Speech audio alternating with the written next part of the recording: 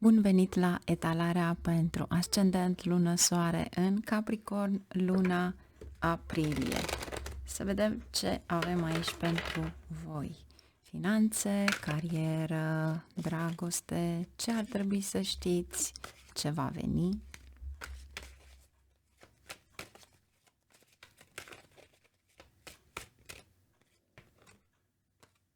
Carul.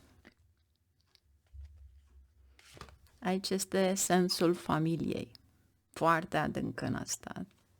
Deci vom vedea acum.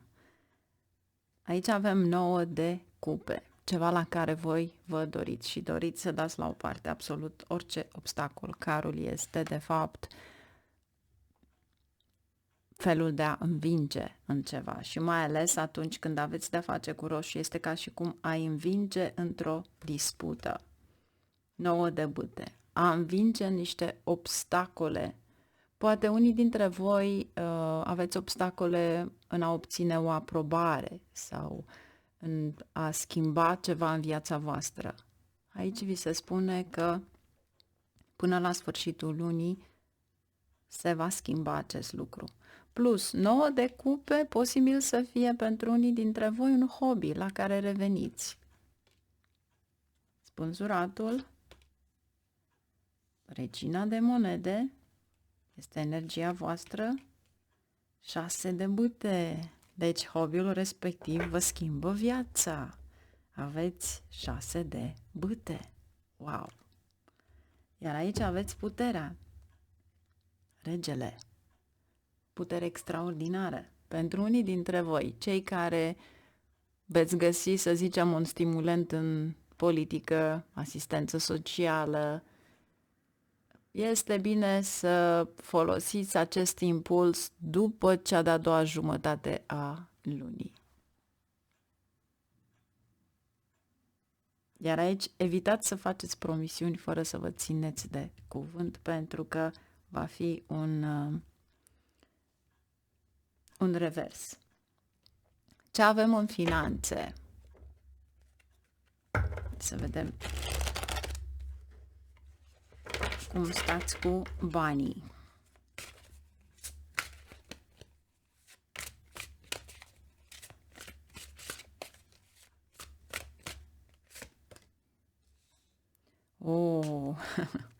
Vă spune să dați la o parte orice este din trecut, să vă eliberați din ceva, orice situație care nu v-a adus bucurie și să îmbrățișați ceva pur. Vedeți, aici aveți lăcrămioarele.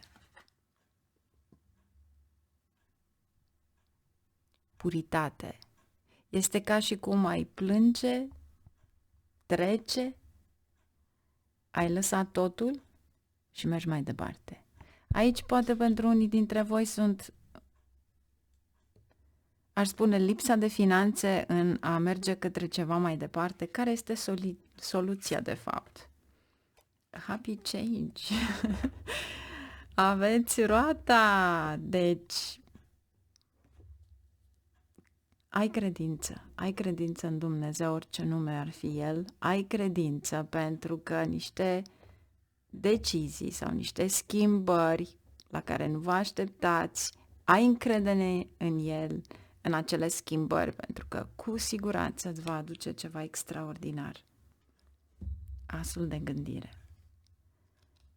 Te va inspira pur și simplu. Poate unii dintre voi vă întoarceți înapoi la un hobby care vă face să fiți pe primul loc cu acest 6 de bâte.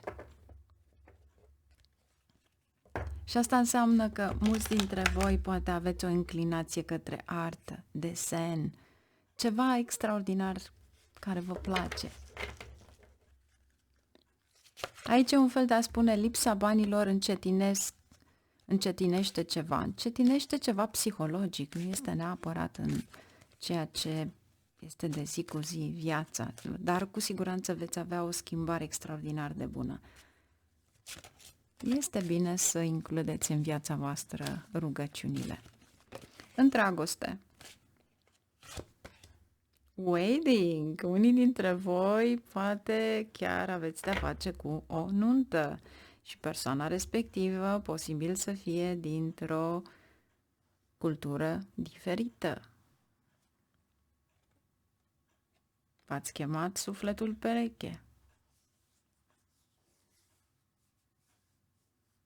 Sau poate că cineva care apare în viața voastră este de fapt cineva cu care veți rămâne pentru totdeauna. Nu neapărat că vă veți căsători în această lună, dar asta arată cărțile pentru unii dintre voi. Și mare atenție, uneori intervin aceste divergențe religioase într-un cuplu care, de fapt, primordial este iubirea.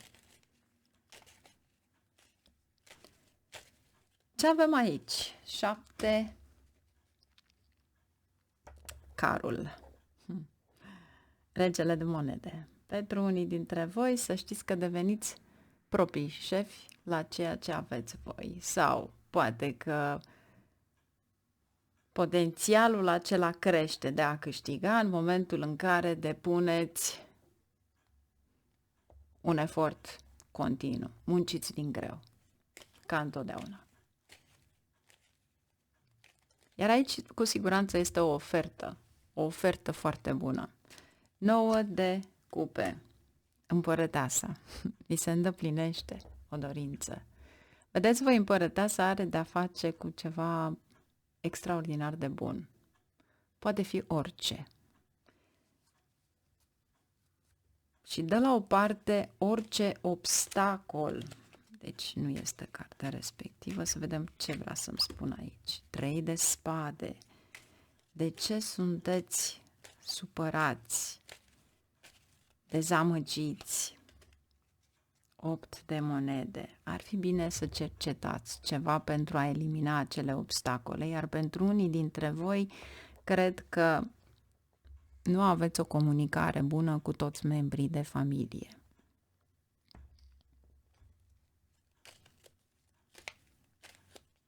Spânzuratul, 5 de bâte, certuri legate de bani, certuri legate de pământ, certuri legate de orice ține de material, mai ales că sunteți lângă regina de monede.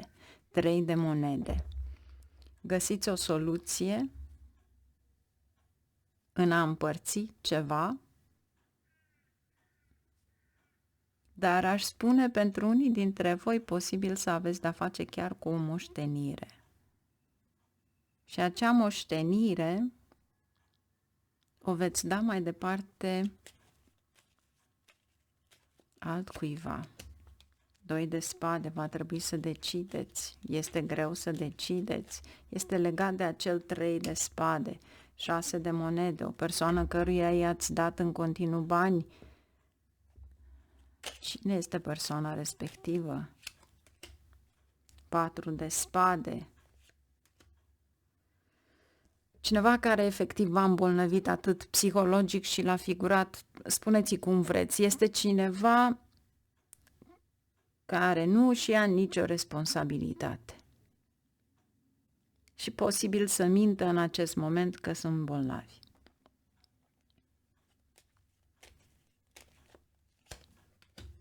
Zece de cupe. 8 de cupe. Plecați dintr-o situație toxică. Este mai bine să vă îndepărtați. Nu contează cine este. Vreau să țineți minte în un lucru. În momentul în care se naște un suflet și își alege de fapt să vină prin o anumită persoană, mamă, acel suflet va fi acolo, fie că aveți o karmă cu sufletul respectiv, fie că și-a ales să fie acolo să tragă ceva pentru a merge mai departe. Dar întotdeauna sunt separate. Atunci când muriți, voi sunteți singuri, nu vine nimeni cu voi. Nu vă alină nimeni, nu vine absolut nimeni. Deci trebuie să înțelegeți că dacă aveți 2, 3, 10 copii, toți sunt diferiți și fiecare din acel suflet își face viața lui. Deci trebuie să vă detașați. Aici este ceva negativ. Și încercați să lăsați totul la o parte. Nu există preferat sau nepreferat. Nu. Fiecare dintre ei sunt un suflet separat. Nu uitați lucrurile acestea. Poate fi un copil, vedeți un copil, dar de fapt este un suflet bătrân care știe mult mai multe. Dumnezeu ne dă darul de a uita pentru a uita momente mai puțin bune, dar și momente bune. Dar în momentul în care tu îi dai unui om ceva în mâini sau un miros care vine și aduce aminte de ceva, are un deja vu, are ceva la care vezi că știe să facă lucrul acela fără să-i fie arătat nimeni. Deci asta este pentru cei care cred într-o renaștere sau cred într-o energie care de fapt fiecare se separă. Ca mamă, ca energie a mamei, aici trebuie să conștientizezi că ești acolo pentru toți, dar nu în felul în care să împarți absolut totul și tu pur și simplu să rămâi ca și cum ești a nimănui. Fiecare trebuie să aibă grijă de el. 6 de bâte. Asul de cupe. Posibil să vină cineva în viața voastră cu o iubire necondiționată. Poate fi orice. Poate fi un cățel, poate fi o persoană, poate fi oricine. Magicianul. 6 de bâte. Deci unii dintre voi posibil să aveți un partener de viață. Iar aici cu siguranță este o mare schimbare. Și aveți și cavalerul de cupe. Apariția unui tânăr, poate fi copilul vostru, cineva care se întoarce acasă, ceva care vă umple de bucurie pe unii dintre voi. Dar în rest să știți, în carieră, cei care aveți de-a face cu cariera, un hobby vă schimbă viața. Numai bine, la revedere!